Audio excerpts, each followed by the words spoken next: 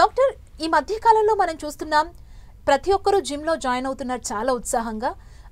ఆ జిమ్ ఎంతసేపు చేయాలి, ఎలాంటి డైట్ తీసుకోవాలి అనేది మాత్రం వాళ్ళు క్యాలిక్యులేట్ చేసుకోలేకపోతున్నారు. జిమ్ ట్రైనర్ ఏదైతే చెప్తారో దాన్ని మాత్రమే ఫాలో అవుతున్నారు.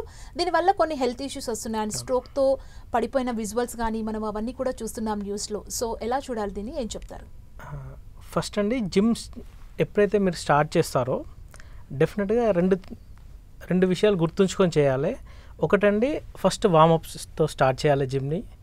జిమ్ చేశాక తను ఏదైతే ఎక్సర్సైజ్ ఆ రోజు సెలెక్ట్ చేసుకొని చేస్తారో, లైక్ అప్పర్ లింబా, లోవర్ లింబా, కార్డియో చేస్తారా, బ్యాక్ చేస్తారా, అలాంటి సెలెక్ట్ చేసుకొని మొత్తం అయిపోయాక కూల్ డౌన్ కూడా చేసుకోవడం అంతే ఇంపార్టెంట్. వార్మప్ ఎంత ఇంపార్టెంటో కూల్ డౌన్ కూడా అంతే ఇంపార్టెంట్. అప్పుడు చాలా మటుకు వాళ్ళకు వచ్చే ప్రాబ్లమ్స్ని నివారించవచ్చు. ఓకే, అంటే జిమ్లో మెయిన్ చేయకుండా ఉండే మిస్టేక్ ఏంటి? ఎవ్రీడే జిమ్కి వెళ్ళే వాళ్ళకి మీరు ఇచ్చే సజెషన్ ఏంటంటే రెగ్యులర్గా కామన్ మిస్టేక్ ఏంటి? కంపల్సరీ వార్మప్ చేయాలండి.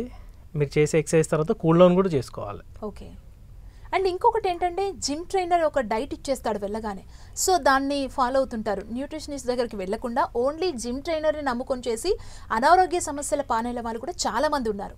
సో మీరేం చెప్తారు యాజ్ ఎ డాక్టర్? అవునండి, చాలామంది ఈ పొరపాటు జరుగుతుంది. చాలా ప్లేస్లలో మేము కూడా చూస్తున్నాం. సార్ మా జిమ్ ట్రైనర్ ఈ వే ప్రోటీన్ ఇచ్చారు, ఈ ప్రోటీన్ తీసుకోమన్నారు, ఈ ప్రోటీన్ షేక్స్ వాడమన్నారు, అండ్ డిఫరెంట్ డైట్స్ చెప్తున్నారు.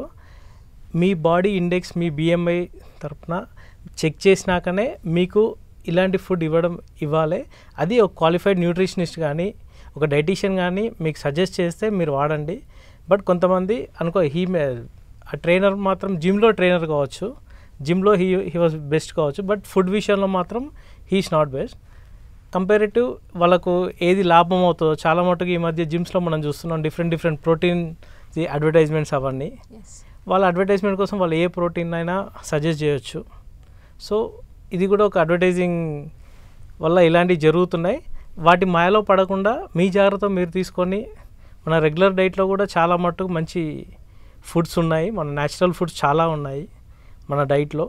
వాటిని వాడుతూ ప్రోటీన్ ఇంప్రూవ్మెంట్ చేసుకుంటూ మజిల్ బల్క్ కూడా చేసుకోవాలి.